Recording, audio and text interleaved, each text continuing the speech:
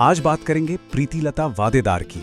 एक ऐसा नाम जो हिम्मत और बहादुरी का दूसरा नाम है। इन्होंने भारत की आज़ादी की लड़ाई में एक बहुत ही अहम भूमिका निभाई थी।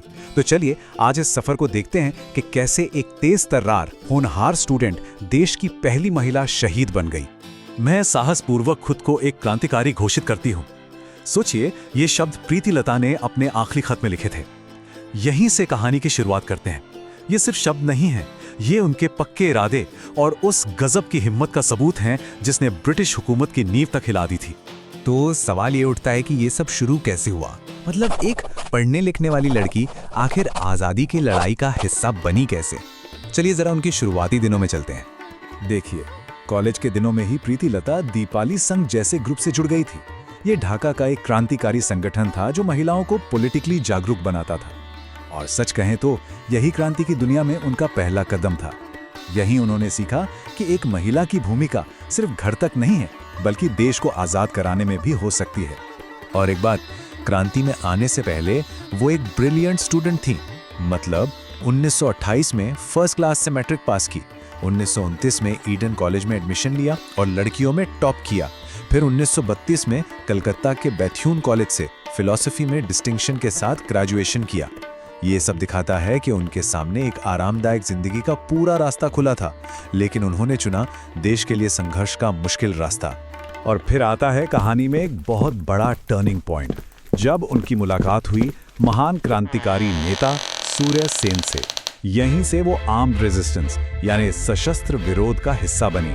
और ये वो कदम था जिसने सही में इतिहास बदल कर रख दिया।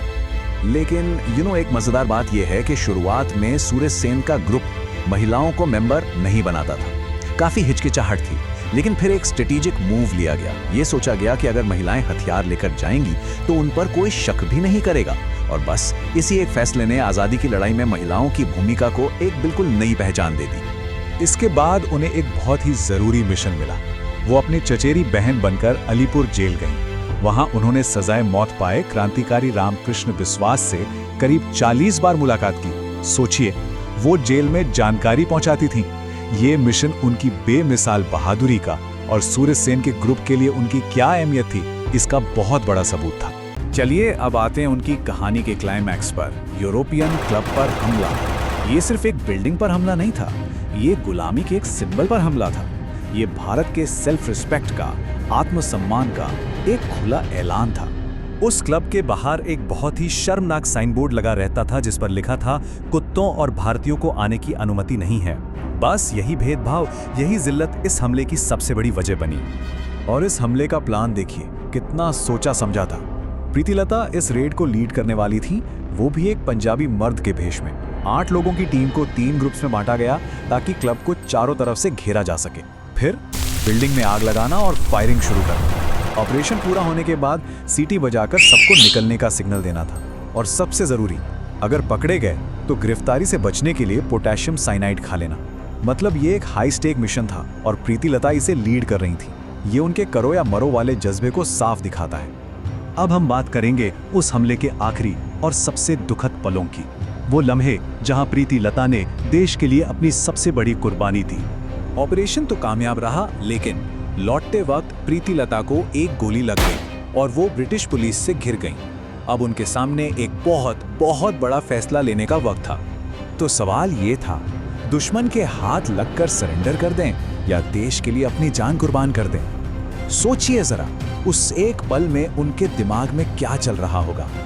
पकड़े जाने का मतलब था टॉर्चर और संगठन के सारे राज उगल देना, और दूसरा रास्ता था शहादत का, ताकि क्रांति की मशाल जलती रहे। और उन्होंने दूसरा रास्ता चुना। सिर्फ 21 साल की उम्र में प्रीतिलता वेडेदार ने साइनाइड खा लिया। उन्होंने गिरफ्तारी की जगह मौत को चुना और बंगाल की पहली महिला शहीद बन गई। उनका यह बलिदान स्वतंत्रता आंदोलन के लिए एक मिसाल बन गया, जिसने पूरी पीढ़ी को हिम्मत दी। लेकिन उनकी शहादत बेकार नहीं गई। इसका असर बहुत गहरा हुआ, इतना गहरा कि इसने आज़ादी की लड़ाई में महिलाओं के रोल को ही हमेशा के लिए बदल कर रख दिया। 80 साल, क्या मतलब हो सकता है इस नंबर का। ये नंबर उस नाइंसाफी की कहानी कहता है जो उनके साथ हुई। 1932 में ब्रिटिश अधिकारियों ने उनकी डिग्री रोक दी थी और कलकत्ता यूनिवर्सिटी को वही डिग्री उन्हें मरणोपरांत देने में पूरे 80 साल लग गए। 2012 में जाकर उन्हें उनकी डिग्री मिली। ये दिखाता है कि कैसे एक भुला दी गई क्रांतिकारी को आखिरकार एक नेशनल हीरो के तौर पर पहचाना गया। आज उनकी याद को कई तरीकों से जिंदा रखा गया है। आपको चटगांव और कोलकाता में उनके मेमोरियल्स मिलेंगे। जहांगीरनगर यूनिवर्सिटी और चटगांव यूनिवर्सिटी में उनके नाम पर हॉल्स हैं। चट्टोग्राम में प्रीतिलता वाडेदार रोड भी है और उनकी विरासत को आगे बढ़ाने के लिए वीर कन्या प्रीतिलता ट्रस्ट भी काम कर रहा है। तो इस पूरी कहानी का सार क्या है? प्रीतिलता का बलिदान सिर्फ एक शहीद की कहानी नहीं है। उनके इस कदम ने उस पुरानी सोच को चकनाचूर कर दिया कि हथियार उठाना सिर्फ मर्दों का काम है। उन्होंने अनगिनत दूसरी महिलाओं को आज़ादी की लड़ाई में शामिल होने के लिए प्रेरित किया, उनके लिए क्रांति के दरवाजे खोल दिए। और आखिर में एक सवाल जो हमें सोचना चाहिए, जब इतिहास के भूले बिसरे हीरोज को, प्रीतिलता जैसों को आखिरकार उनकी सही जगह और सम्मान मिलता है, तो क्या इससे सिर्फ हमारा अतीत सुधरता है या फिर ये हमारे आज और आने वाले कल को भी एक नई दिशा देता है?